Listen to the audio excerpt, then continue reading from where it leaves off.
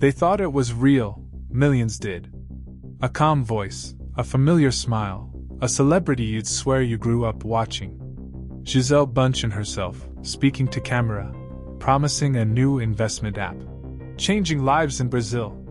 But it wasn't her. It wasn't even human. What you're about to hear isn't just a scam, it's a psychological war, a test of how easily our minds surrender to what we want to believe.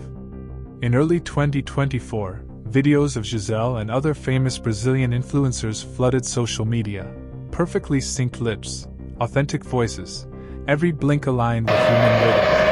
The app they promoted claimed to double the money through AI trading. And people trusted it because trust is hardwired into recognition.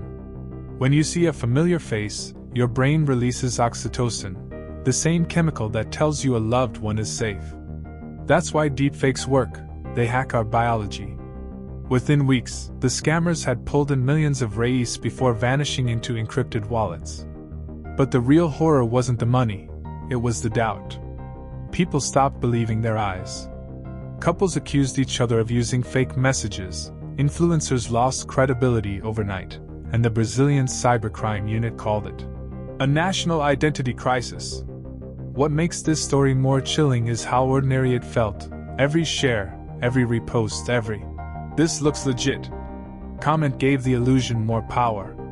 Investigators later discovered the operation came from a team of digital engineers who trained open-source AI models to mimic celebrity micro-expressions. Imagine that, machines studying our emotions just to weaponize them. By the time Meta and YouTube started taking down the videos, the emotional damage was irreversible. Victims described it as a kind of digital gaslighting, knowing something was fake, but still feeling guilty for believing. That's the psychological core of this case. You can't unsee something that felt true. And that's what the scammers counted on. One investigator admitted on record that even he had trouble distinguishing between the real and fake clips during analysis. The deeper question isn't, how did they do it?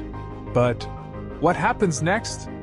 Because today, the same technology is being used in elections, love scams, and fake hostage videos. The Brazil case was only a warning shot, proof that our senses can be rewritten in pixels. In a world where everything can be faked, reality becomes a luxury. And maybe that's the most dangerous crime of all, not stealing your money, but stealing your certainty. Because when truth becomes negotiable, fear becomes profitable. The Brazil Deepfake Scam wasn't a glitch in technology.